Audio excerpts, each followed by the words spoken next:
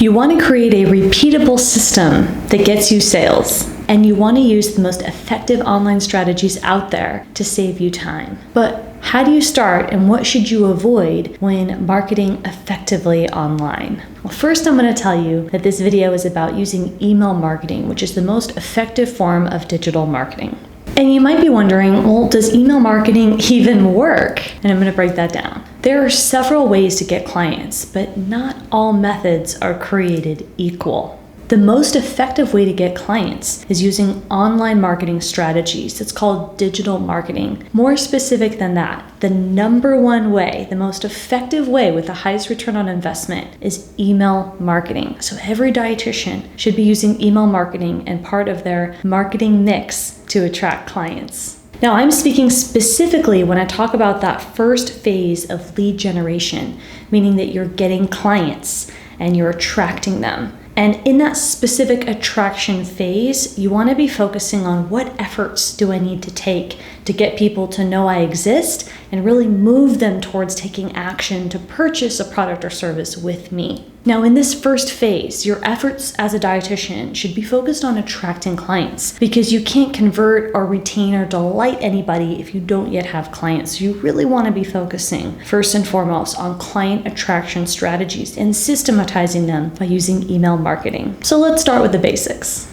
Attracting clients through a media channel that you own, like email marketing, is a better choice than only focusing on a borrowed channel like social media. Now, I'm definitely a fan of combining owned and borrowed, meaning email marketing and social media, but I don't want you to think that you can get away with only focusing on using a borrowed channel type as your primary source. Meaning if you only use social media, you're missing out on owning a media channel, which would be email marketing. Now, when you own, that means you have more control. So you want to make sure that you're diversifying how you are attracting clients and you're systematizing your efforts for the longevity of your business. Now, as a reminder, compared to any other form of marketing, digital marketing is the most effective, efficient way for you to get clients.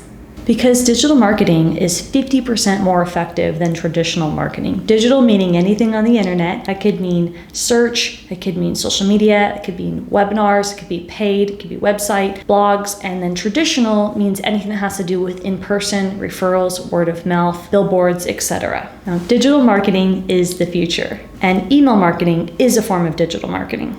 Okay, let's continue. Email marketing is not dead. Email marketing is a highly effective tool even in 2022 going into 2023. However, many businesses are making mistakes by either not paying attention to their email marketing efforts or not using email marketing at all in their business. And if you're not paying attention to your strategy, then you're not going to be likely to see the results and get the potential that you could if you were concentrating your efforts towards email marketing. Now, I'm going to link a video on email marketing mistakes at the end of this video. There's 3% growth for email marketing in the next year. And if you didn't know this fun fact, there are 4.4 billion worldwide users by the end of 2024 when it comes to email marketing. Email intelligence will reach new levels, which means that the email marketing experience only gets better and better. Email is evolving and it won't go away.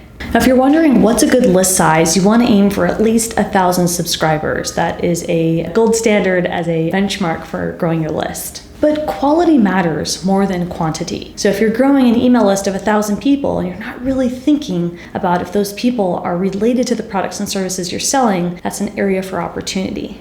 There are standards for conversion rates. A 2% conversion rate is industry standard, and conversion means that people are taking the action you ask them to do. So for purposes of this example, let's say you're asking people to purchase your product or service. So you want to look for that 2% industry standard conversion rate. Now, some of you might get a higher conversion rate, some lower. That's an average. So getting that conversion rate around 2% is actually more important than the list size, because you also want to look at the engagement of the people on your list.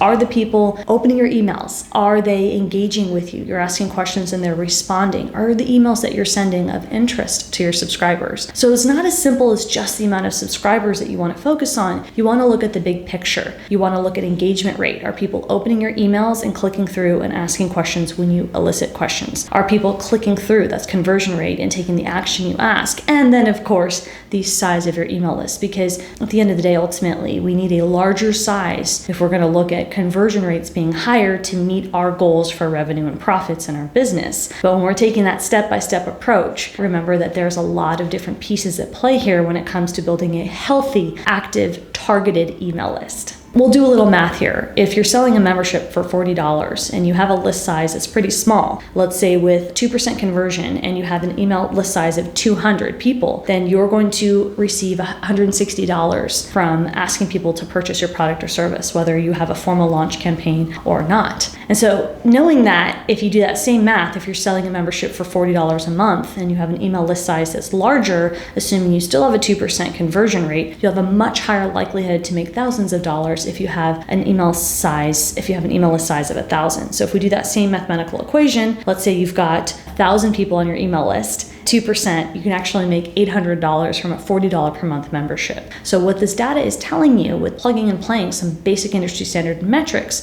is that you have some work to do with not only building the size of your email list, but focusing on the health of your email list as it grows in size. Again, that's indicated by engagement and conversion. A successful email marketing strategy is one of my favorite topics. It's often overlooked. Now, email strategies can include setting goals, boosting engagement, nurturing people with high-value content, and segmenting subscribers to have more targeted efforts with your email campaigns. Now, segmenting just means that people might fit certain criteria. It could be current client, past client. If you're, let's say, in diabetes, it could be people who are newly diagnosed and people who have had diabetes for a certain amount of time. So there's a lot of different ways to segment, and that is a great strategy when it comes to looking at increasing your conversion rates. And then, of course, sales, and looking at creating a strategy around sales. Like I mentioned before, if you have a membership you're selling for $40 a month, and you have a list size of 1,000 and you have a 2% conversion, that's about $800 that you might make in that email campaign. So you want to do the math and figure out what are you working towards and what efforts do you need to set as goals to get there. Again, this is my favorite topic. So the 7 basics to keep in mind when formulating a strategy that supports you reaching your goals are as follows. First, you want to create an opt-in page. You never want to send emails to people that didn't volunteer to sign up to be on your email list. So an opt-in page is what you create as a part of the process of creating a free guide. So it's an option for people to put in their information, like their name and their email, and voluntarily join your email list. You want to create tremendous value. If you check out this freebie I've got listed here, our team created this to share how to package a starter course for you, for dietitians step by step. That's a good example of a value-based free guide. Consistency. Your strategy will improve if you're following on your promises. If you tell people you're going to send them a monthly roundup or a weekly newsletter, then you want to make sure you're delivering on that and you're focusing on consistency to build trust. Personalization is important, and you can do that by addressing your subscribers by name. Now, this is something that you can work with your email service provider on because there are some custom fields that can be filled out, so this is auto-populated. But you still want to make sure that you're doing that and you're setting up your campaigns to be customized so that people really feel like they're having a one-on-one conversation with you. Error-free is another important aspect to keep in mind with your strategy. You want to proofread your emails and just do a once-over and make sure that your spelling is okay and that your format's appropriate and that the email that you're going to send is visually appealing to the person on the other end. You want to focus on a clear objective with your email marketing efforts, such as you want someone to purchase your product or service, or you want them to read a blog on your website. So you want to make your email clear that you're asking them to do something and you're writing words to motivate them to take that action. Now, I mentioned list segmentation a moment ago, and it's super important. And it's not always a beginner strategy, but it's something to keep in mind as you grow. Targeted emails have a better chance of converting, and converting is going to support your sales goals. And targeted means that you have segmented lists. You want to align your audience with your email goals.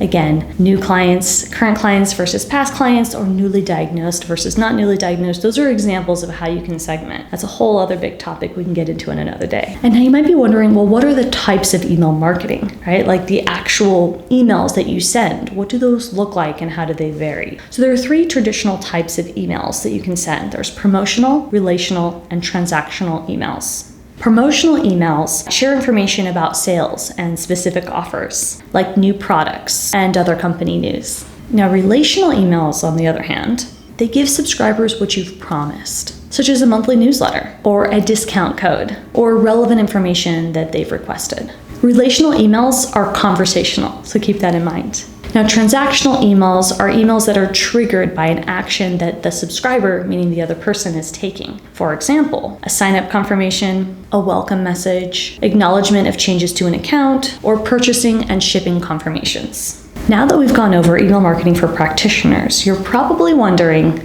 how do I get email subscribers? In order to gain subscribers, you're going to need to offer a free offer or a freebie, also called a freemium, to people so they have an incentive to join your email list. Now, I share exactly how to do that in this next video. And if you want to avoid email marketing mistakes, make sure to check out this other video I have listed on screen.